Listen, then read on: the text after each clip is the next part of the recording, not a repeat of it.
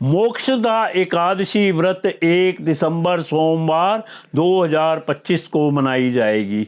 एकादशी तिथि प्रारंभ 30 नवंबर 2025 को रात्रि 9:29 से एकादशी तिथि समाप्त 1 दिसंबर 2025 को सायंकाल 7:01 तक। पारण व्रत तोड़ने का समय 2 दिसंबर को प्रातःकाल 6:57 से 9:03 तक।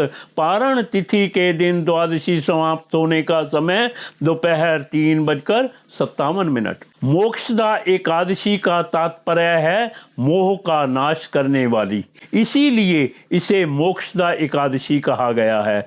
द्वापर युग में इसी दिन भगवान श्री कृष्ण ने कुरुक्षेत्र में गीता ज्ञान दिया था, अतः इस दिन गीता जयंती भी मनाई जाती है। मोक्षदा एकादशी के दिन मानवता को नई दिशा देने वाली गीता का उपदेश हुआ था।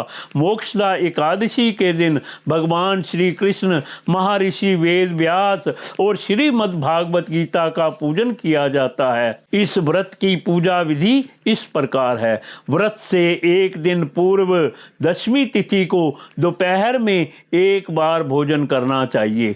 ध्यान रखें, रात्रि में भोजन नहीं करें। एकादशी के दिन प्रातःकाल उठकर स्नान करें और व्रत का संकल्प लें। व्रत का संकल्प लेने के बाद भगवान श्री कृष्ण की पूजा करें, उन्हें धूप दीप और नैवेद्य आदि अर्पित करें। वहीं रात्रि में भी पूजा और जागरण करें। एकादशी के अगले दिन द्वादशी को पूजन के बाद जरूरतमंद व्यक्ति को भोजन व दान दक्षिणा देनी चाहिए। इसके बाद भोजन ग्रहण करके व्रत खोलना चाहिए। इस व्रत के प्रभाव से मनुष्य के पूर्वजों को मोक्ष की प्राप्ति होती है और उन्हें कर्मों के बंधन से मुक्ति मिलती है। वहीं इस व्रत को करने से मनुष्य के पापों का नाश होता है।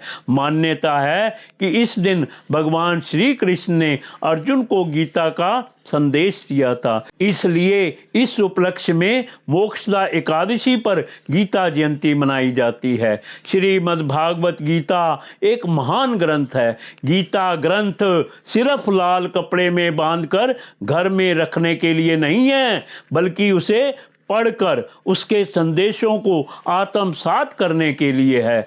भागवत गीता के चिंतन से अज्ञानता दूर होती है और मनुष्य का मन आत्मज्ञान की ओर अग्रसर होता है। इसके पठन पाठन और श्रवण से जीवन को एक नई प्रेरणा मिलती है। वहीं इस दिन श्रीमद् भागवत गीता भगवान श्री कृष्ण और महर्षि वेद व्यास का विधि पूर्वक पूजन करके गीता जयंती उत्सव मनाया जाता है। एक समय गोकुल नगर में एक बिखानस नामक राजा राज्य करता था। एक दिन राजा ने स्वप्न में देखा कि उसके पिता नरक में दुख भोग रहे हैं और अपने पुत्र से उद्धार की याचना कर रहे हैं। अपने पिता की यह दशा देखकर राजा व्याकुल हो उठा।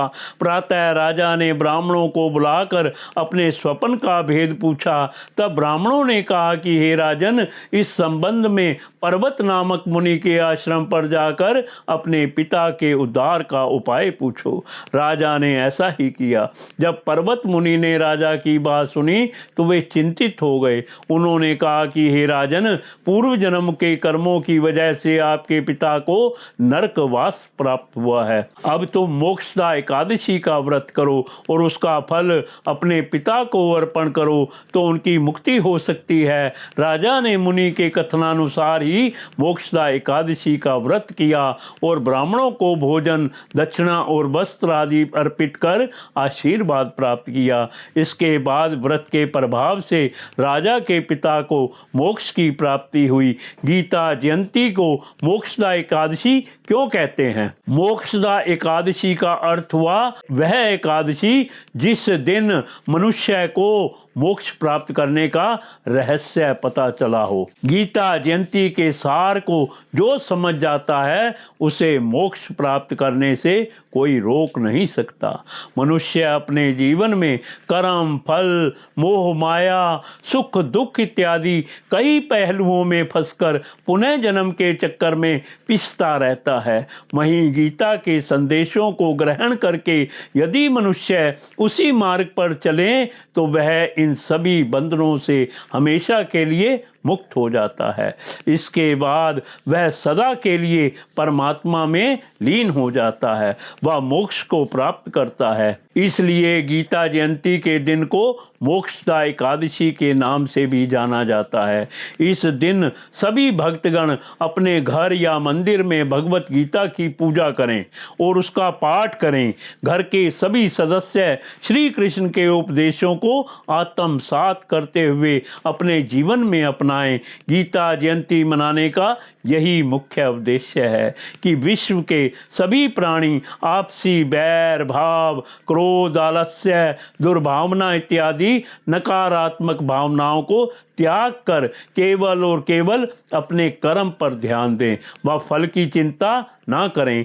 यहाँ कर्म से तात्पर्य बुरे या अच्छे कर्मों से नहीं अपितु कर्म करने से है। मनुष्य को कभी भी कोई कार्य उसके फल की चिंता में नहीं करना चाहिए, क्योंकि वह केवल ईश्वर के हाथ में है। इसलिए उसे बस कर्म करते रहना चाहिए और फल की इच्छा का त्याग कर देना चाहिए। ऐसे ही जीवन के अमूल्य गुणों को आत्मसात करने के उद्देश्य से हर वर्ष गीता जयंती का त्यौहार पूरे हर्षोल्लास के साथ मनाया जाता है, ताकि सभी को इसकी महत्वता का ज्ञान हो सके।